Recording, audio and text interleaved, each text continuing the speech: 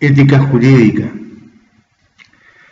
Habíamos estado conversando de Sócrates,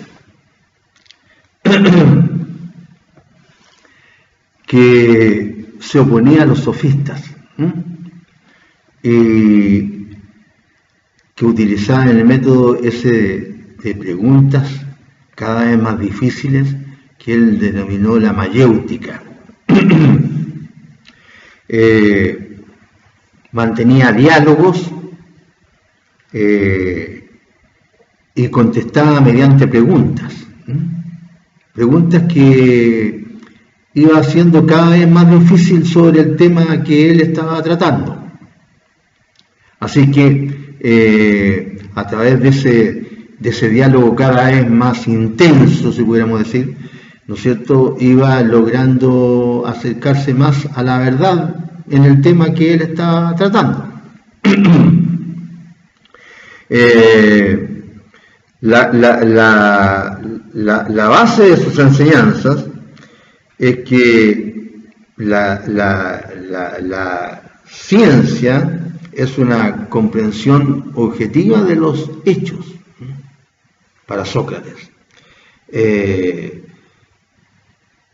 Para Sócrates tiene mucha importancia los conceptos de justicia, amor, virtud y el conocimiento de uno mismo. Vamos a ver, ¿no es cierto?, que uno de sus postulados básicamente radica en afirmar que si uno no se conoce a uno mismo, menos puede conocer al resto. Hablamos algo, como lo vamos a hacer también con Platón y con Aristóteles al menos, hablamos algo de su aspecto personal, ¿no? Ahí relatamos su historia, de por qué se lo considera como era hijo de una partera, ¿no es cierto?, se lo considera partero de almas, y cómo fue tan consecuente este caballero, que cumplió con el mandato de la ley, que era lo que predicó durante toda su vida, y se suicidó, a pesar de que sus amigos intentaron salvarlo. Lo habían condenado a muerte y él se suicidó, o sea, cumplió con la sentencia, tomando cicuta. Creo que en la clase anterior les dije que tengan cuidado con la cicuta, ¿no?, porque es veneno. Ahora, la ética de Platón básicamente podríamos decir que es universal. Su filosofía básicamente está orientada hacia la moral, y su ética y su filosofía también es racionalista. Es racionalista. Es universal. Sócrates dice que no hay verdades relativas, son verdades aplicables a todo, esos son universales. Y en la materia que nos interesa, que es la ética, la moral, etcétera, ¿no es cierto?, las virtudes son aplicables a todos los individuos, no solamente a algunos. Deberíamos practicarlas todos. La filosofía de Sócrates busca la bondad del individuo, busca la justicia, busca lo que él hizo, el cumplimiento de la ley. La ética y la filosofía de Sócrates es racionalista, se aplica al hombre esencialmente. Por eso que el ejemplo es de que es tan respetable para Sócrates la vocación del zapatero como la vocación del gobernador, según él.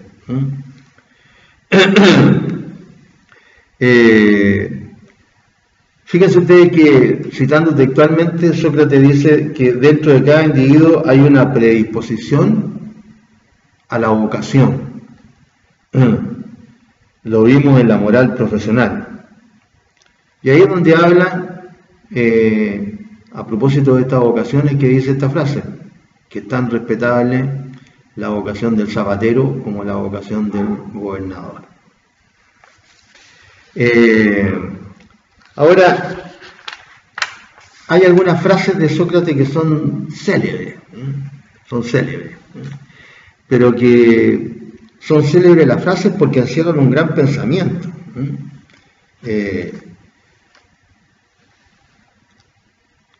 Porque ¿cuál es el fin último del hombre, según Sócrates? Es alcanzar la felicidad.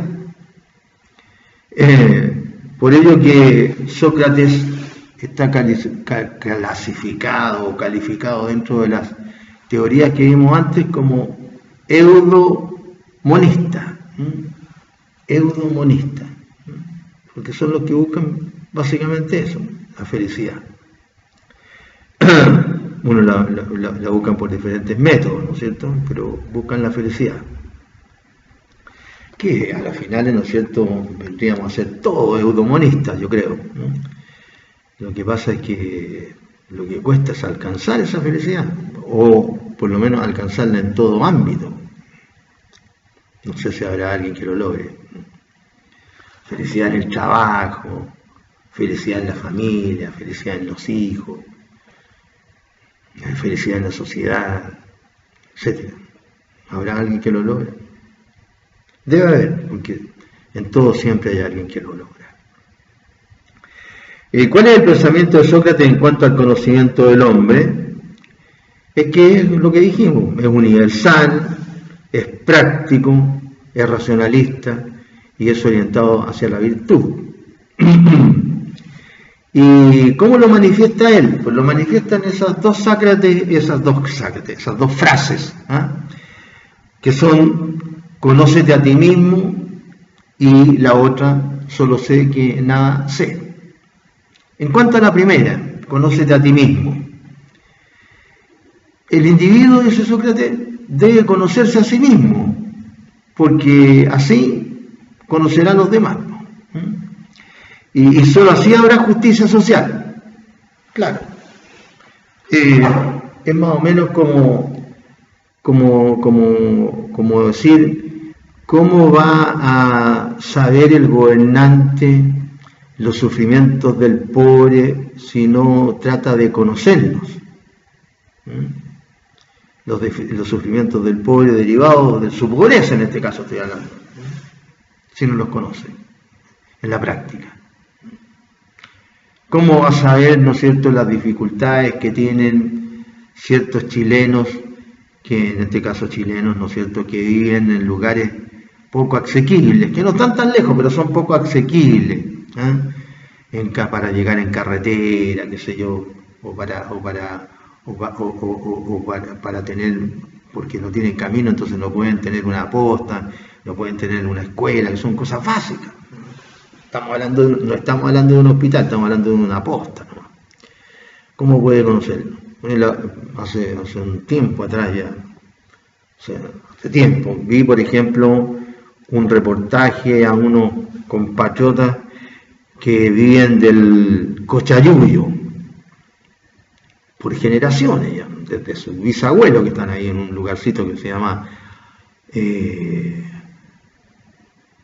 Portecillo, porque hay otro que se llama Portezuelo, que es relegante, que está al lado, como se llama, de ahí por el sector de La Serena, ese es Portezuelo, ahí hay condominio reencachado.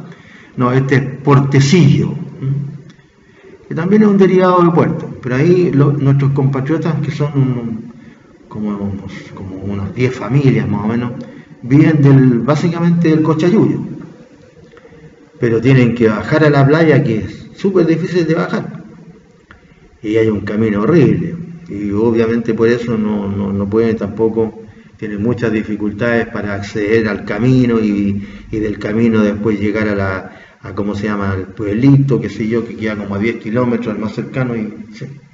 Entonces, ¿cómo pueden saber nuestros gobernantes las peripecias que pasan estos compatriotas nuestros si nunca van a ese lugar? Como a otros lugares. Bueno, eso más o menos es lo que envuelve el pensamiento de Sócrates en este sentido. Claro, no podría decir, no puede ir el gobernante a todos los lugares. Sí, perfecto. Pero el gobernante principal tiene muchos asesores. Imagínense ustedes que está el presidente, después están los ministros, después están sus secretarios, y de los subsecretarios dependen los seremis, y los subseremis tienen voy a decir una palabra muy chilena, pero un montón de asesores, de todo tipo. Y la platita es buena, el sueldo es bueno, y sin embargo igual no va. Sería como acá en Arica no ir a, no sé, a esas playas que están en el sur acá, ¿no es cierto? A ver cómo está el terreno, etcétera. El representante del Ceremi que corresponda, no sé, de la vivienda, transporte, de la familia, no sé, alguien está recibiendo sueldo.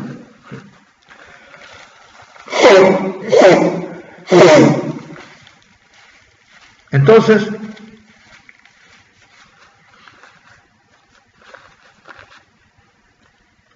conócete a ti mismo. Entonces, el individuo debe conocerse primero a sí mismo y así conocerá a los demás y así habrá justicia social. Y por eso que coloqué este ejemplo de estos compatriotas que viven ahí del Cochayuyo. Entonces, es parte de la base del conocimiento. Él conoce a los hombres o individuos a través de su método. Eso es lo que intenta.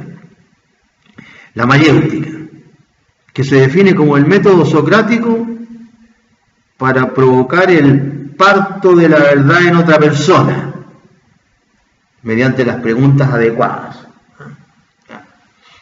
Él era hijo de una partera, por eso utiliza mucho esta expresión de parto.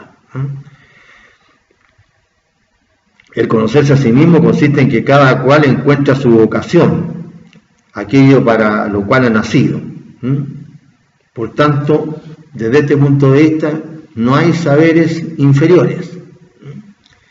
En esto se ¿cómo se llama?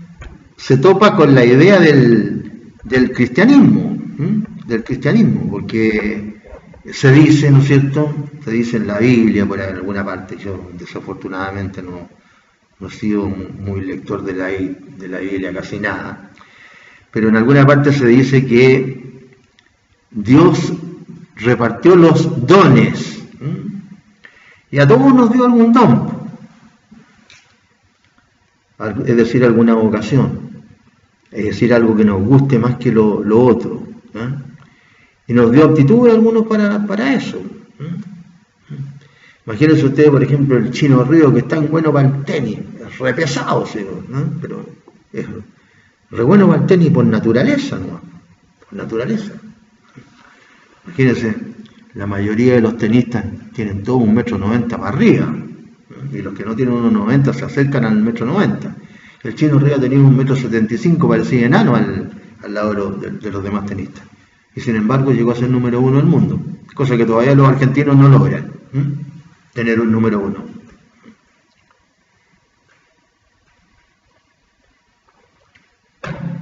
Así que aquí en el conocerse cada uno encuentra su vocación, y la justicia se establece cuando cada ciudadano encuentra la virtud y ejercita su vocación.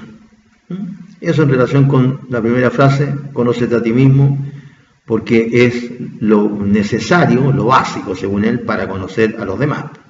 Si uno no se conoce a uno mismo, menos va a poder conocer a los demás.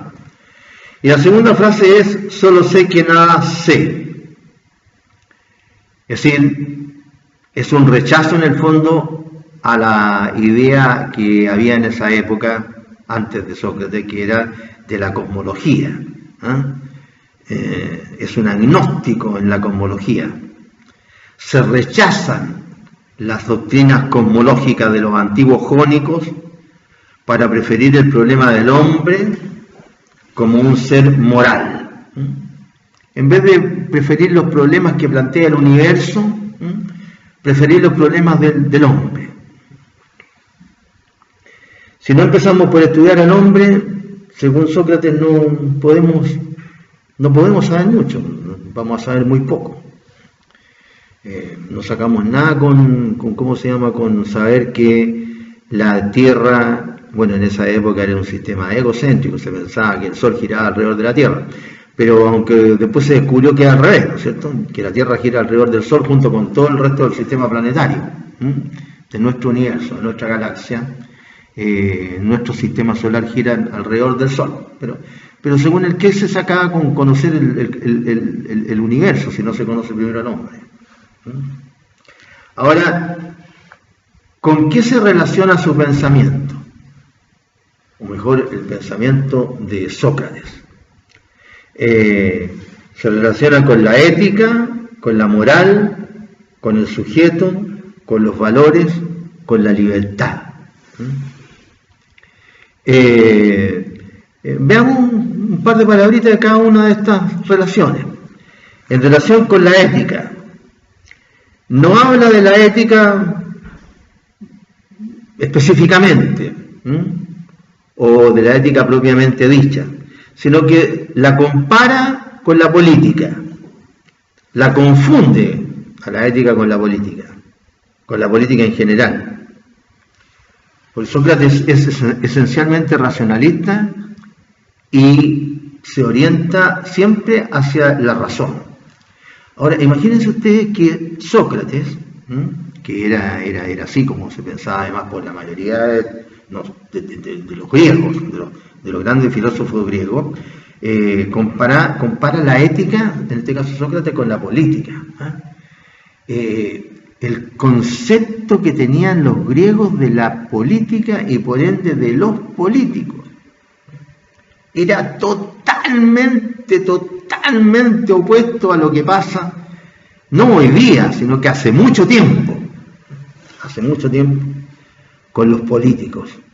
Es decir, de lo que piensa el común de la gente de los políticos, que ha llegado a extremos en ciertos países, no sé si en Argentina o en España, o en los dos, en los que se leían carteles en alguna de estas concentraciones que habían antes de la pandemia, en que decía, váyanse todos. Ya ni siquiera váyanse los de este partido, los de este otro, los que están aquí, los que están arriba, los que están abajo, sino que váyanse todos. Ya, desprestigio absoluto.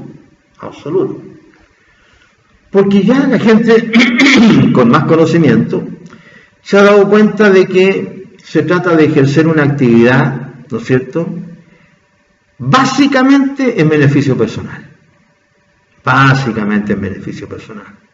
Y de la familia. Y lo que es peor, que está pasando, ya se está dando cuenta también la gente últimamente, que está pasando que se está utilizando a toda la familia para lucrar de la política.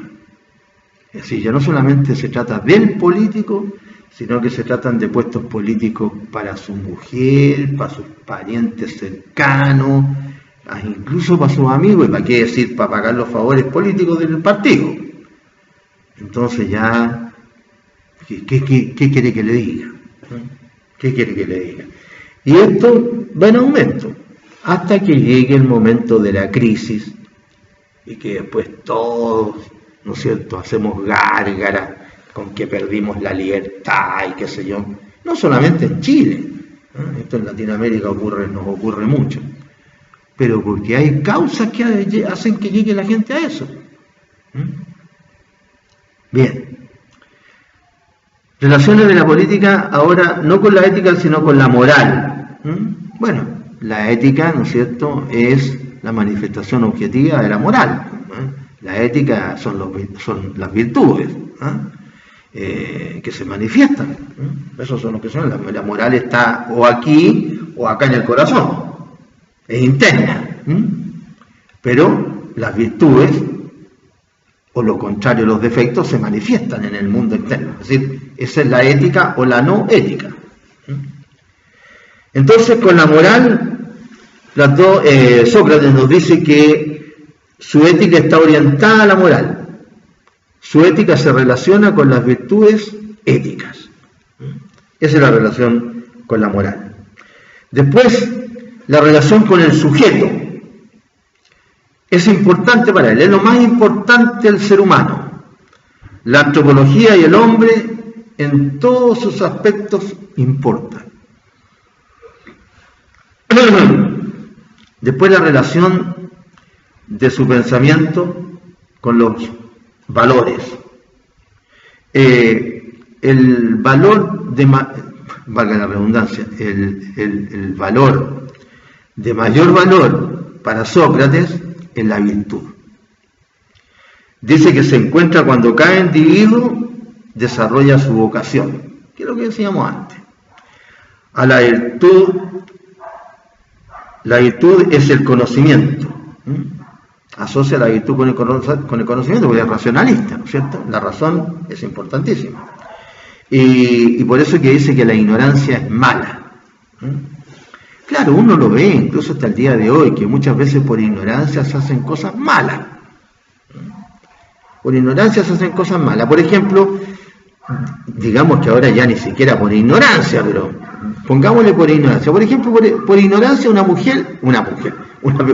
persona, rectifico, una persona tira basura donde no debe tirar basura, donde está prohibido. Lo hace por ignorancia. Creamos que a esta altura todavía es por ignorancia, porque con la cantidad de información que hay ahora es difícil ser ignorante, es difícil, pero bueno. Me enteré, por ejemplo, a propósito de un reportaje, ¿cómo se llama?, en Santiago,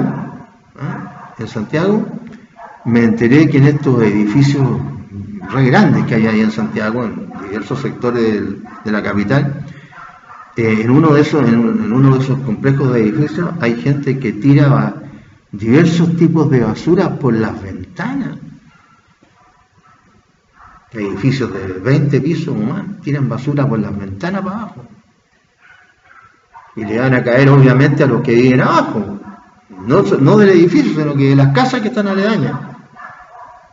Pero no es por chacota, si de repente hay gente que está celebrando, que se le tiró una cuestión por chacotero, No, las tiran en la basura, ¿no? Entonces, esta epidemia de coronavirus, en el que los chinos, ahí salió la ciudad china, hoy día en un noticiero salió la ciudad china de Wuhan, donde nació el virus, llenan la discoteca, la gente feliz, bailando y todo.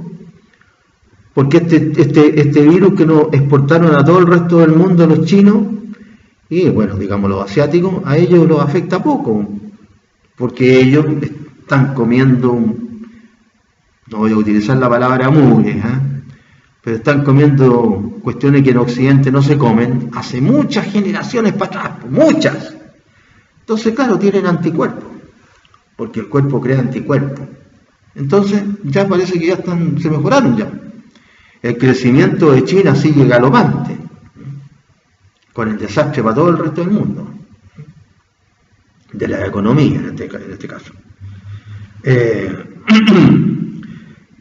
El valor último de Sócrates es la felicidad, porque la felicidad proviene de la sabiduría. Es decir, todo lo contrario a ser ignorante, que es de lo que estamos hablando. El conocimiento se logra a través de la práctica de la virtud.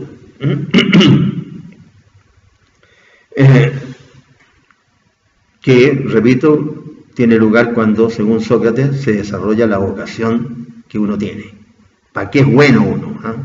Porque para algo será mejor que para otras cosas. Hasta en la misma escuela hay algunos que le gustará un ramo, a otros le gustará otro, etcétera, y a lo mejor precisamente porque a uno le gustan las cosas o lo que le gusta, le cuesta menos aprenderlo. La ciencia de que se trate. Si a uno no le gusta lo que estudia, debe ser un suplicio. Si uno no tiene vocación para una determinada carrera y la estudia porque, por ejemplo, le dijeron que se ganaba bien en esa carrera, pero igual debe ser un suplicio. Estudiar lo que no le gusta, debe ser un suplicio. Como asistir a clases de ramos que no le gustan a usted y a los profesores hacer ramos que no le gustan tampoco. ¿Y qué tienen que hacer? Es decir, es todo, eso ocurre en todos lados, es parte de la vida. Y también se relaciona el pensamiento de Sócrates con la libertad. Y según Sócrates,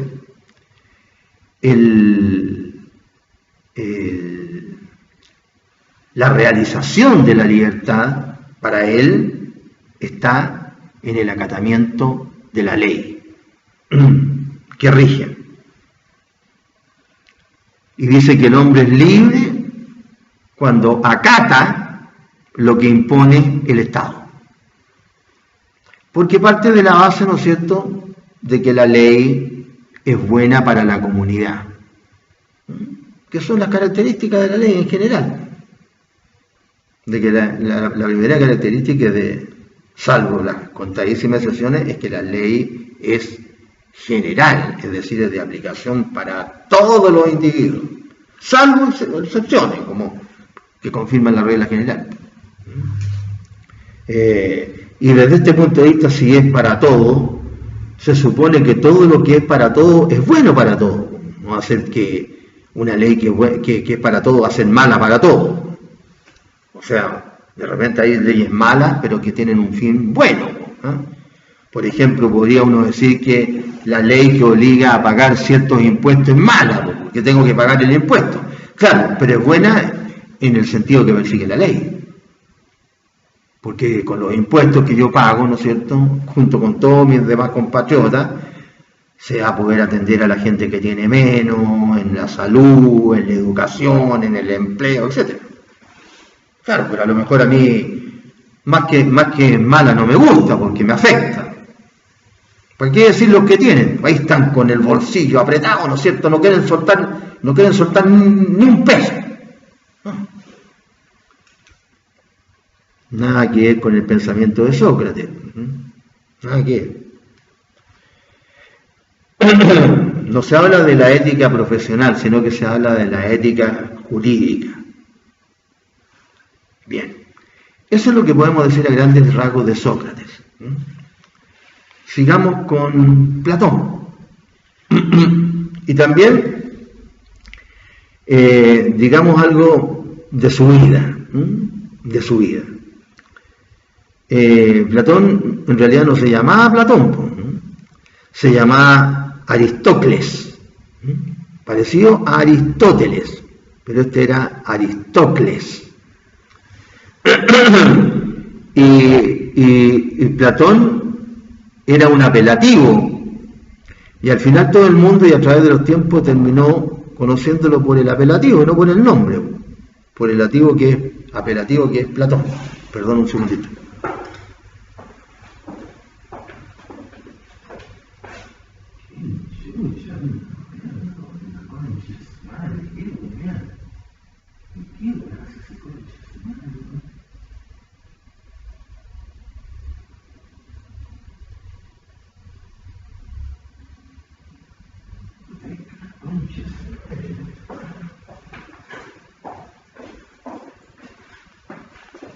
Como decía, todos terminamos conociéndolo por el apelativo de este caballero, por Platón, pero se llamaba Aristócles.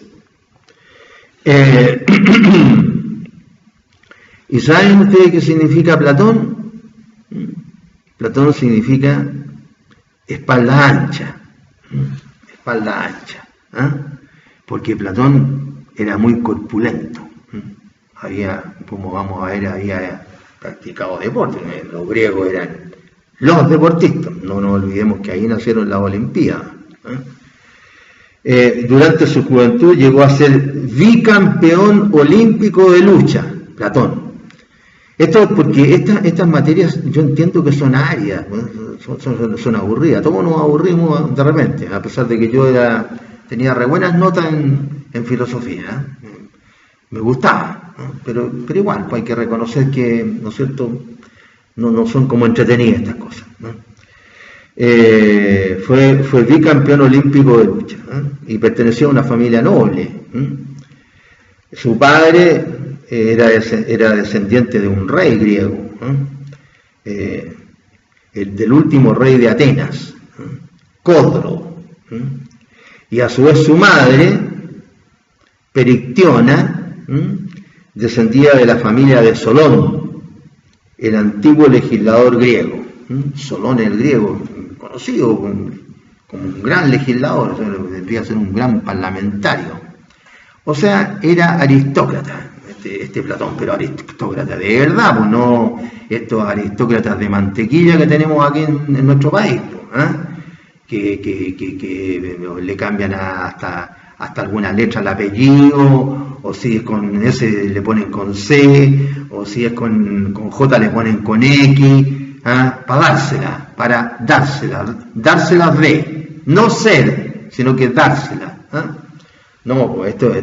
O sea, lo que también, ¿no es cierto?, en esta época causaría muchos resquemores, porque cada vez tenemos tanto resentido, por diferentes razones. Seguramente que habrán algunas causas para ser resentido, pero hay tantas razones para ser resentido, pero no le podemos echar la culpa a los demás de todos los males que nos pasan a nosotros. Hay cuestiones que son mala suerte que tiene uno en la vida, y no hay por qué echarle la culpa a los demás de la mala suerte que tiene uno. Ya no estamos hablando de que no tiene acceso a la educación, a la salud, qué sé yo, sino que estamos hablando de casos en los que la gente le echa la culpa hasta la mala suerte. Si de repente a un pariente querido de uno le da cáncer y se muere, bueno, le dio cáncer, pero no le echan la culpa a la sociedad porque le dio cáncer, a menos que haya sido un político el que le inyectó un cáncer. Bien. Y además era de familia muy rica, o sea, tenía poder económico. Tuvo hermanos y hermanas. Tuvo una educación esmerada en todos los ámbitos del conocimiento de esa época. La retórica, la gramática, y además dominaba varios idiomas de esa época. No eran los idiomas tal como los conocemos ahora. Y tuvo fuertes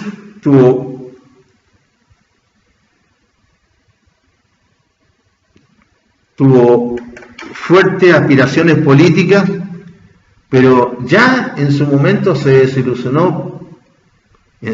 No conozco yo las razones, de los gobernantes de Atenas. Ya se desilusionó y no se dedicó a la política. Y posiblemente se inició en la filosofía con las enseñanzas que recibió de su maestro. Y cuando tiene 20 años, Platón conoce a Sócrates, que en aquel entonces Sócrates contaba con 63 años, o sea, Sócrates era mayor que Platón por 40 años. Y se convirtió en el único maestro que tuvo Platón hasta su muerte. Se proclamó Platón discípulo de Sócrates, proclamó su filosofía y su forma dialéctica de debate, la obtención de la verdad mediante preguntas. Y parece también que fue testigo de la muerte de su maestro, porque como digo, Sócrates, para cumplir la ley, porque acató la sentencia de muerte a la cual fue condenado, se suicidó. Pero los amigos de Sócrates, dentro de los cuales lógicamente estaría su discípulo predilecto de haber sido Platón, trataron de salvarlo, de esconderlo y de que se fuera, que se arrancara. Y no quiso Sócrates, que fue muy consecuente.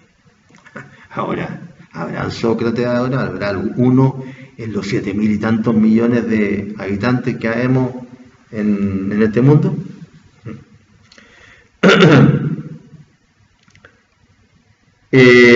Platón, temiendo por su vida, abandonó Atenas algún tiempo y viajó, pues era rico.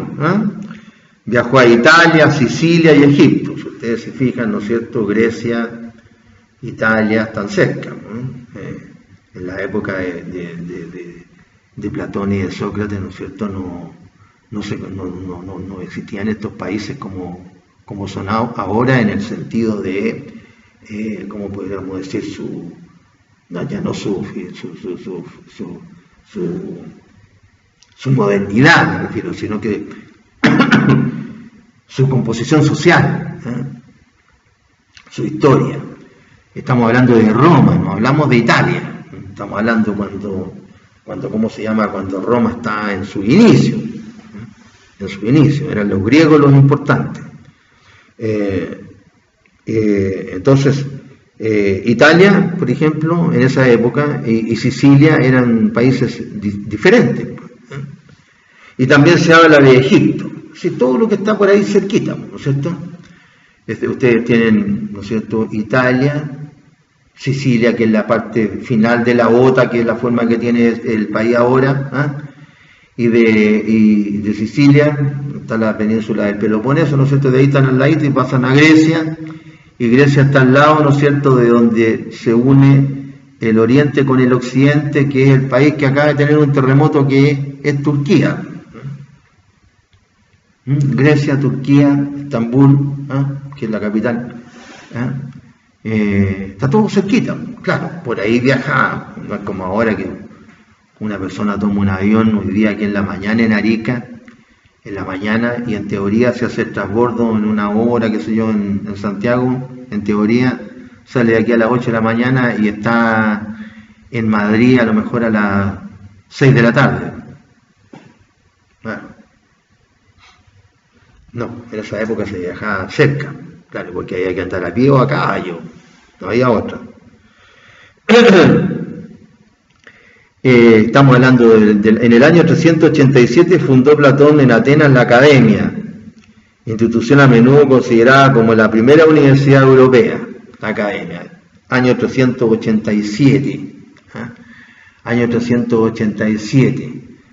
Digamos que es el 387 antes de Cristo, y Roma se fundó, ¿no es cierto?, lo sabemos por la historia de Rómulo y Remo, que se la tienen que haber enseñado en derecho romano a ustedes, más o menos en el año 800, un poquito más del 800, es decir, Roma está por ahí por la mitad de su crecimiento, no llega todavía el más grande emperador romano, que es la época de su mayor majestuosidad de Roma, que es más o menos por el 50 o 60 antes de Cristo, es decir, le faltaban todavía 200 y tantos años, casi 300. Estamos hablando de esa época, 887 antes de Cristo, cuando fundó la Academia Platón. Y en la Academia se dan materias como astronomía, biología, matemáticas, teoría política y filosofía. Y así como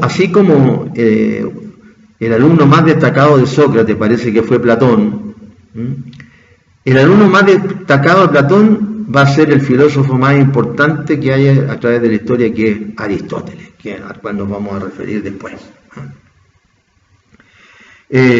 Ante la posibilidad de conjugar la filosofía y la práctica política, viajó a Sicilia, por esos años, por ahí por el 360, 370, antes de Cristo, para ser tutor del nuevo gobernante de Siracusa.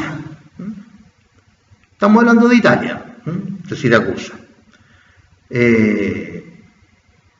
Dionisio el joven, el tutor, el que le enseñaba, ¿no es cierto? Se usaba en esa época que los monarcas, ¿no es cierto?, contrataban a los grandes maestros.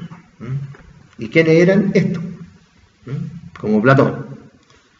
Y allí experimentó un fracaso y regresó en el año 361, pero una vez más su participación en los acontecimientos sicilianos tuvo poco éxito. Y pasó los últimos años de su vida dando conferencias en la academia que él había creado y escribiendo. Y murió como a los 80 años, que era re harto vivir en esa época. Ahí la gente, la media era entre los 40 y los 50. Murió como a los 80 años, por ahí por el 348. O 347 le tienen calculado, 348, 347. O sea, si ustedes sacan la cuenta hacia atrás, 100 años atrás, ¿no es cierto?, sería el 448 menos 20 sería el 428, por ahí nació Platón, por el 428 o 427 antes de Cristo, y murió en el 348 o 347, como a los 80 años. Hay que sacar cuentas para hacerse la idea, más o menos, que sean en algún poquitito de la historia, para situarse más o menos en cómo era la cosa. Platón es el primer pensador griego cuya obra se ha conservado íntegramente, y Aristóteles ha transmitido incluso fragmentos de su enseñanza oral en la academia, al parecer discordante con sus escritos, ¿no? Es decir, no fue muy fiel a lo que, o sea, él tiene su propio pensamiento, es lo más grande, el filósofo más grande que hay en la historia, Aristóteles, ¿no? Pero parece que le puso de su cosecha, por decirlo de alguna manera, también Aristóteles, ¿no? No transcribió exactamente como decía las cosas Platón. No nos olvidemos que en esa época, haciéndonos la idea, estos filósofos, salvo, ¿no es cierto?, las ciencias de la naturaleza, de la biología, que también se enseñaban, como se dice, en la academia, en donde ahí habría que disecar, ¿no es cierto?, animales, no sé si ya en esa época se practicaría, ¿no es cierto?, cierto tipo de conocimiento con el cuerpo humano, no sé si estaba permitido, bueno. Pero el resto de las materias, sobre todo las materias sobre conceptos, como era la filosofía, la antropología, el derecho, ¿no es cierto?, se enseñaba así, conversando, oralmente, ¿no? Había que tener memoria auditiva, ¿no?, para recordar los conceptos, ¿no? Ahora existe lo que es la memoria fotográfica, desde que se inventa la escritura, ¿no es cierto? También hay memoria fotográfica. Y en esa época no, en esa época sí, había escritura, pero la forma de enseñar era la oralidad. E incluso se ve en algunas películas, ¿no es cierto?, que se representan estos personajes, conversando ahí el filósofo con sus discípulos por jardines, etcétera, que tendría, en este caso, esta primera universidad, según los que saben esta materia, que fue la que se creó en Europa, que se llamó la Academia en Grecia. Y de ahí viene la palabra hasta nuestros días, hacer academia, hacer universidad, ¿no? Enseñar. ¿No es eso lo que quiere decir hacer academia?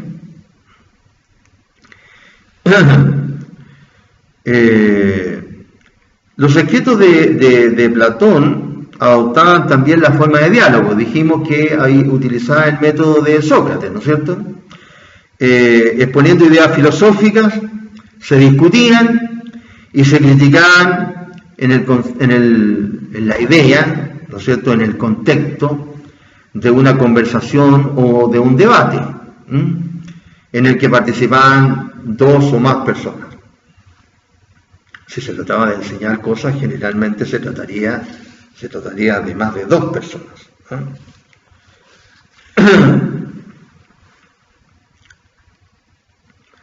El primer grupo de escritos de Platón incluye 35 diálogos y 13 cartas. O sea, Platón fue un escritor fructífero, escribió bastante, a diferencia de Sócrates, que no escribió nada. El planteamiento de él es simplemente la idea. Lo que se conoce de Sócrates, por ejemplo, se conoce a través de Platón y sus diálogos. Platón tiene diálogos de una época primera, de una época transitoria y de una época última, los cuales, los diálogos, los manifiesta en su libro llamado La República.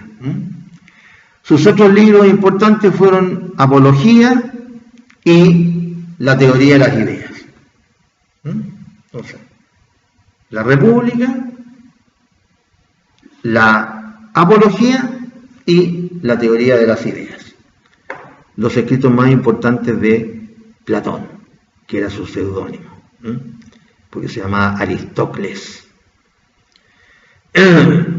Platón nos habla de un Sócrates humorista, lo que sabemos que no fue así, dicen los que conocen bien estas cosas, que han escrito sobre eso.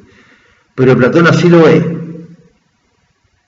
Mientras que otro filósofo importante de esa época, Jenofontes, lo pone, que también escribe sobre Sócrates, que no escribió nada de su obra, también escribe sobre él, pero lo coloca de una situación o de una forma de ser, mejor dicho, diferente a la que lo coloca Platón, que lo coloca como humorista.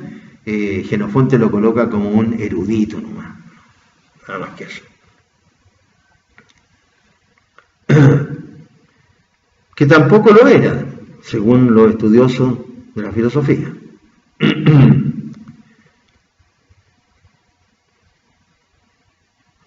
Ya dijimos que Platón sigue a Sócrates hasta su muerte, y muerto Sócrates se va de Atenas, y cuando vuelve comienza a escribir de Sócrates y a dar a conocer, dar a conocer su filosofía de Sócrates, lo cual significa que también da a conocer su propia filosofía de Platón.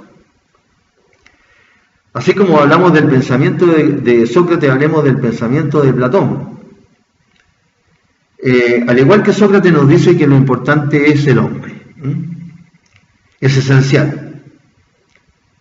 Pero además se centra Platón ahora en el camino del hombre hacia la divinidad a través de su más grande postulado, que son las ideas. Por eso escribe la teoría de las ideas. Esto lo dice Platón. Los hombres vivimos en un mundo imperfecto. Los hombres somos prisiones y vivimos en una caverna en donde nos llegan reminiscencias del pasado. Dice Platón, el hombre vivió en topos. Topos es un mundo ideal para Platón. Y fue eliminado de ahí el hombre porque ofendió a Dios. Está, como en otras oportunidades, ¿no es cierto?, el pensamiento filosófico acercándose mucho al pensamiento de ¿cómo se llama?, en este caso del cristianismo, ¿no es cierto?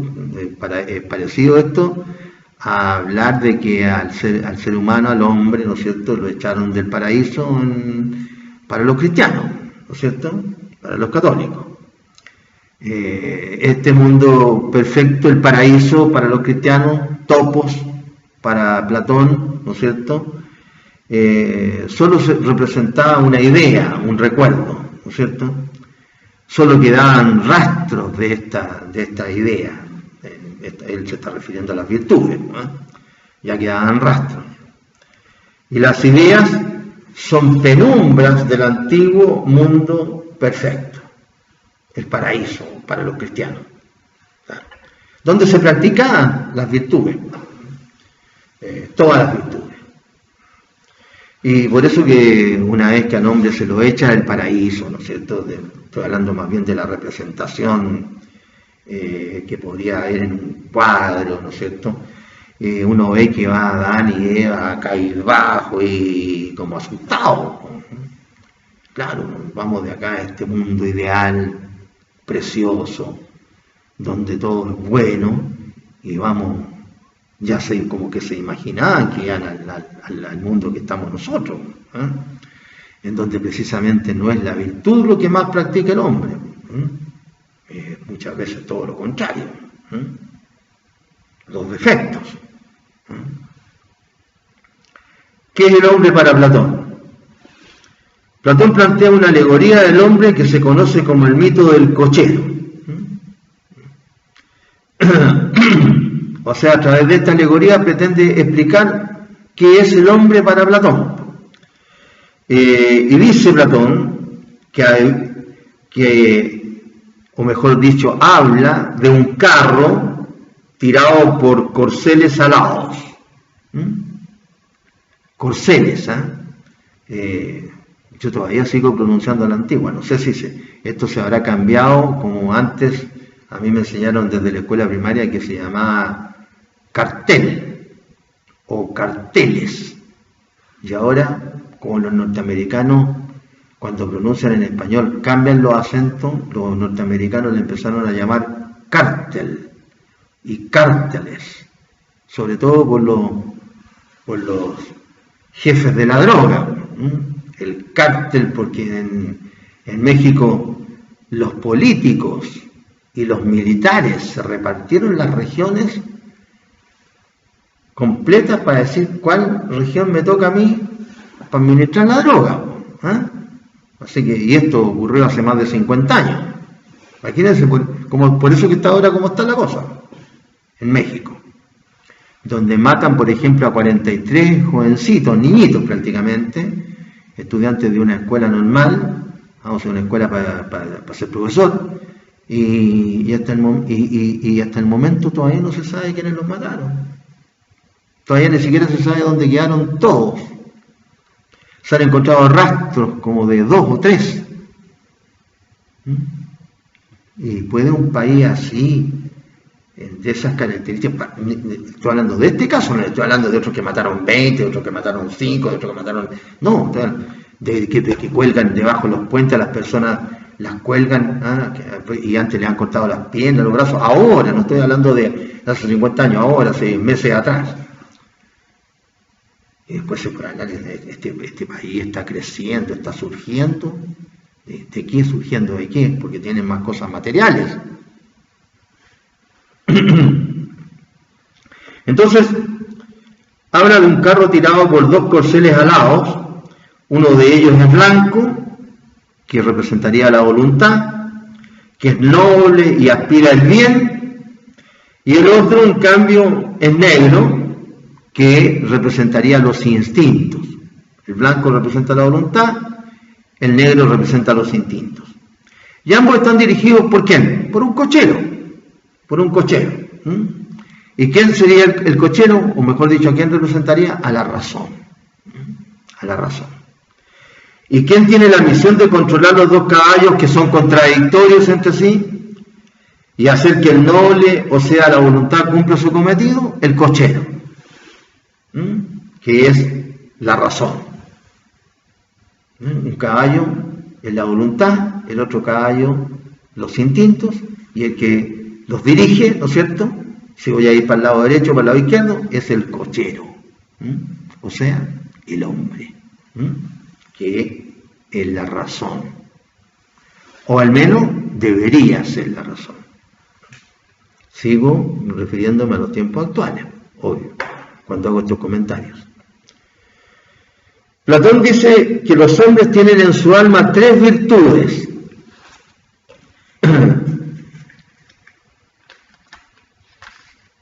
La inteligencia, la voluntad y la sensibilidad.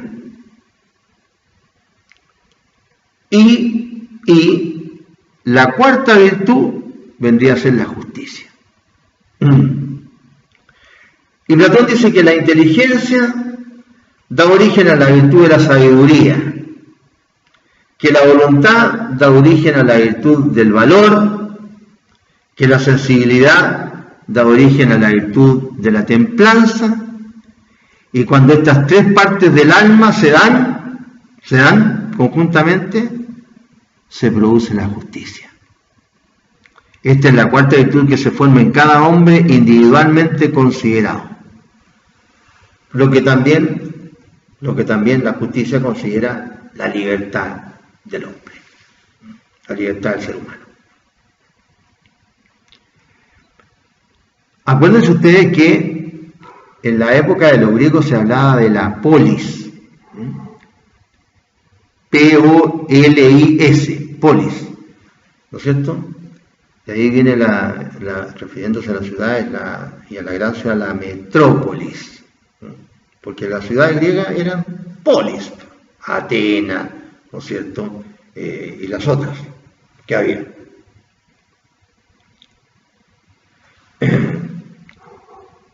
Y la polis es enorme. El pueblo para Platón se clasifica en 3 clases sociales. Estamos hablando de la polis, de todo el conglomerado humano, ¿no es cierto? Es de 3 tipos: la polis dorada, la polis de plata y la polis de cobre.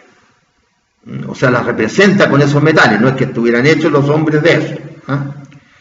La polis dorada es la que tiene la sabiduría y manda, tiene la función de gobernar, según Platón. La plata son los guerreros, los militares, y tienen el valor. ¿Y cuál es la función de los que tienen el valor? Defender, no gobernar, sino que defender. Y el cobre son los trabajadores que tienen la templanza, tienen la función de trabajar,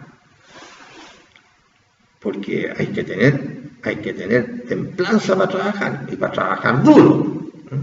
En esa época se está refiriendo Platón básicamente a la agricultura y a la artesanía. Estamos hablando del 340 más o menos, 380, qué sé yo, antes de Cristo, y la revolución industrial se produce en el 1800 y tanto, es decir, estamos hablando de un siglo antes de la revolución industrial. Eran épocas en donde los que se dedicaban a la agricultura, ahora cuando uno le dice agricultura a alguien, está diciendo a alguien que normalmente tiene plata, no está diciendo que trabaja para el agricultor, estamos hablando de alguien que tiene plata. En esa época el agricultor era el que trabajaba la tierra, así que había que tener punch, es decir, empeño, fuerza. Ser una persona esforzada, que es lo más importante de todo. ¿Qué fue lo que hizo O'Higgins cuando forma el ejército de Chile? Sube, primero que nada, sube a los guasos, ¿no es cierto?, a caballo, que eran del fondo que tenía O'Higgins, y así sigue con el resto de la gente que trabajaba en los campos. Y los que no iban a caballo iban a pie. ¿Sí? De ahí nacía la fuerza. La masa trabajadora en esa época, básicamente, estamos hablando de agricultura.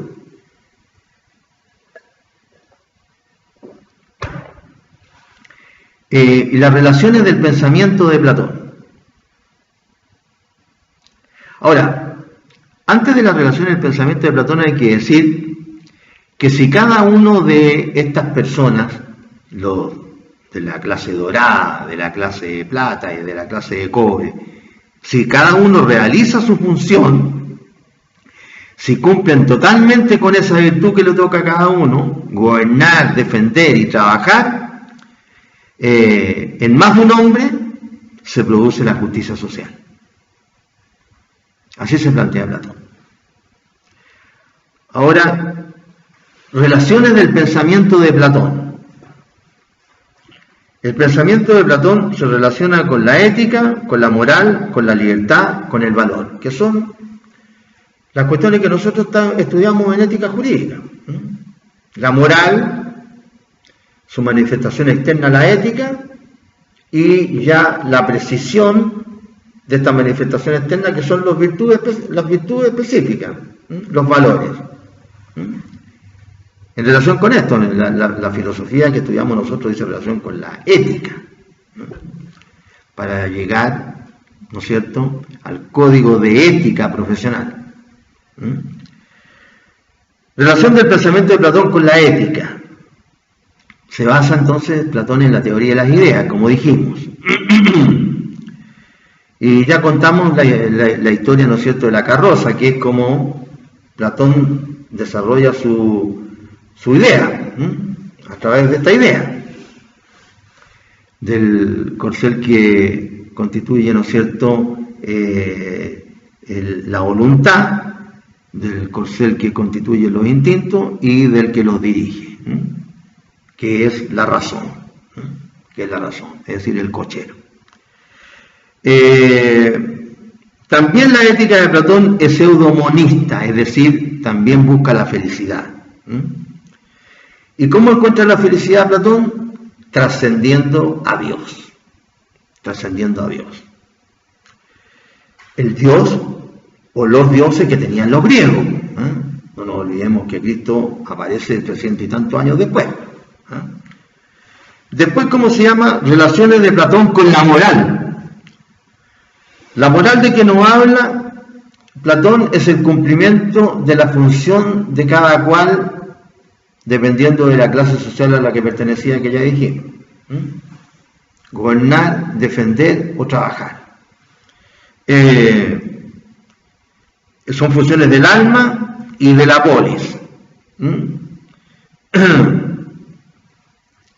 Platón dice que el hombre vive en un mundo oscuro, ¿no es cierto?, que es lo que queda de ese mundo ideal que llamaba Topos, que era un paraíso para los cristianos, ¿no es cierto?, en el cual se vivían puras virtudes. Vivimos nosotros en un mundo oscuro y la felicidad se obtiene trascendiendo a Dios. Claro, trascendiendo, es decir, llegando a los dioses. Es decir, llegando a vivir en el paraíso de nuevo. Tiene relaciones el pensamiento de Platón con la libertad. Cuando cada uno cumple la función que le corresponde, se produce la justicia social, ¿no es cierto? Entonces ahí se obtiene la justicia y por ende la libertad. Y la cuarta relación del pensamiento de Platón es el valor, que es alcanzar la felicidad. Es lo que coincide con su maestro Sócrates. Bien, habiendo hablado de Platón, tenemos que seguir en el orden cronológico con el más grande, con Aristóteles, si ustedes me permiten, por ser de la época mía, con Elvis Presley, con el rey del rock. Porque hay otro rey, ¿no es cierto?, que es por la voz, que todos estos eran, que es Frank Sinatra. Ese era el rey, pero por la voz. Aristóteles. Aristóteles nace el año 384 a.C., ya lo habíamos dicho, ¿no es cierto?, a propósito de Platón. Y nace en una parte de ¿cómo se llama?, de Grecia, que es Macedonia. Macedonia. Tengo entendido que ahora Macedonia, bueno, no ahora, hace ya tiempo, es un país específico. Y ahí en Macedonia nació en un pueblo que se llama Estágira. Siempre se llama Aristóteles de Estágira. Y por eso que era llamado el Estagirita, Aristóteles. Hijo de un médico, nos habla la madre, y viajó a Atenas con 17 años para asistir a la academia que había fundado su maestro, Platón. Y al fallecer Platón, viaja a otra ciudad de Asia Menor, en la que tenía un amigo, que era el que gobernaba. Ese lugar se llamaba Asos, con doble S, A-S-S-O-S, Asos. Viaja a esa ciudad que está en Asia Menor y ahí gobernaba su amigo y él comenzó a ser su asesor.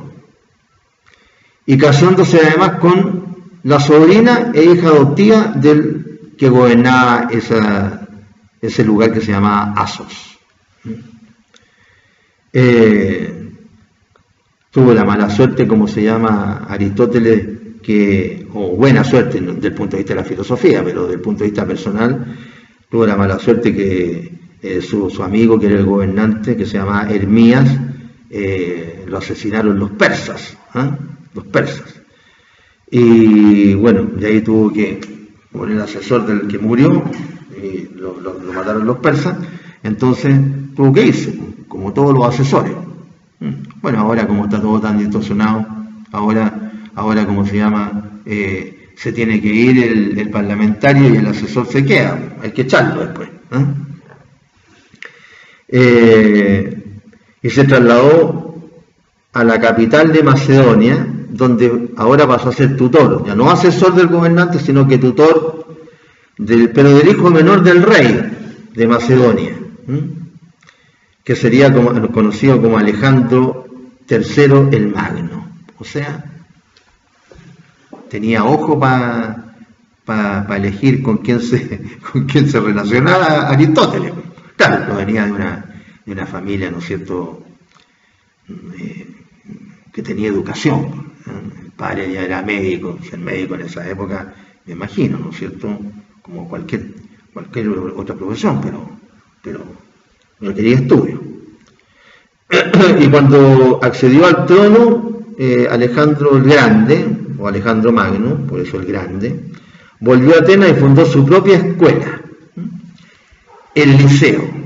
Entonces acuérdense de esto, Platón fundó la Academia, que para algunos fue la primera universidad europea, y Aristóteles funda el Liceo, que vendría a ser en nuestro sistema estudiantil la parte anterior a la academia, es decir, a la universidad, el Liceo.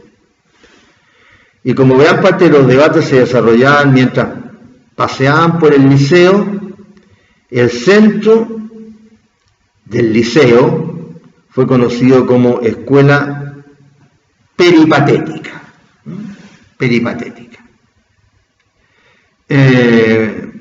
Cuando falleció Alejandro el Grande, en Atenas creció un fuerte sentimiento antimacedónico, que era, ¿no es cierto?, anti la ciudad donde había nacido Aristóteles. Por lo que pidió de nuevo Aristóteles retirarse a una propiedad que tenía no en Macedonia, sino que en Calcis, en una isla. No olvidemos que Grecia está lleno de islas, donde fallecería al año siguiente. O sea, ahí ha pasado harto tiempo, en todo caso ya. Aristóteles resumió todo el saber de su época, por lo que la obra de Aristóteles es enciclopédica, porque habló de todo. Fue una especie de Leonardo da Vinci después en Italia. Bueno, Leonardo da Vinci entre 1500 por ahí, ¿no es cierto?, después de Cristo. Una especie. Habló de todo.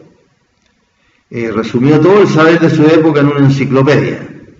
Y brilló especialmente en las ciencias naturales descriptivas por sus dotes de observación y su sistema metódico de juntar datos, que unido a una potente originalidad y un sano empirismo le convierten en el más grande naturalista de la antigüedad.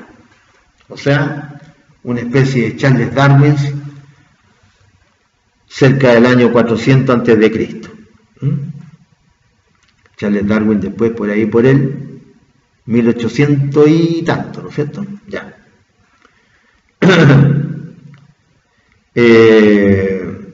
Fue autor de la primera clasificación de los animales, padre de la anatomía comparada y maestro de otros científicos, como el botánico Teofrasto, su sucesor en el Liceo.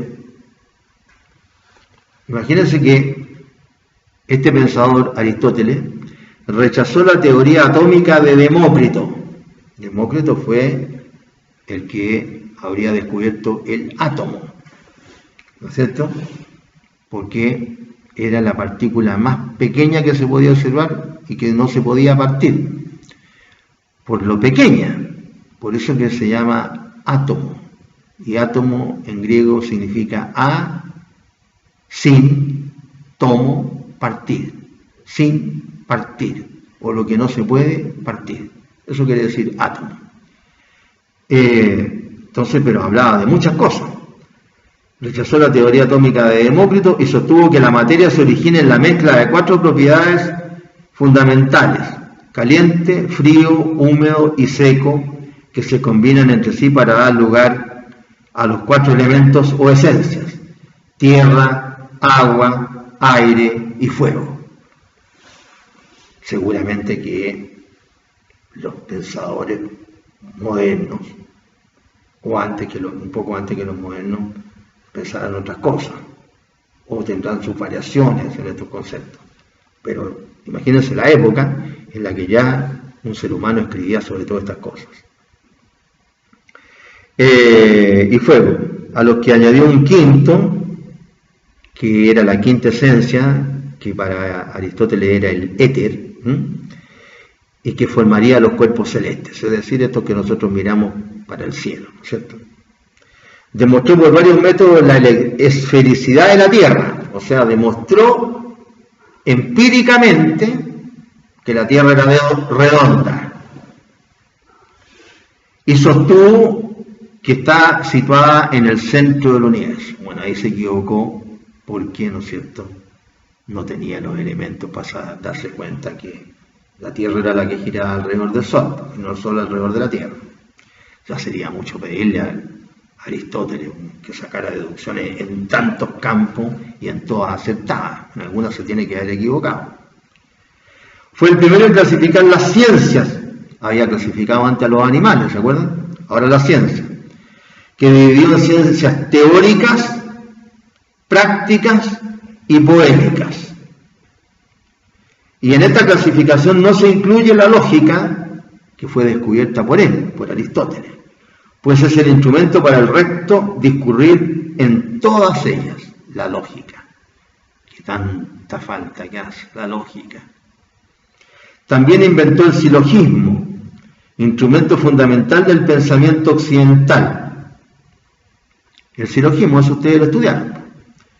Aristóteles escribió libros de divulgación, de los que solo se conservan fragmentos y otros de notas para el círculo de sus iniciados, de los que quedan 47.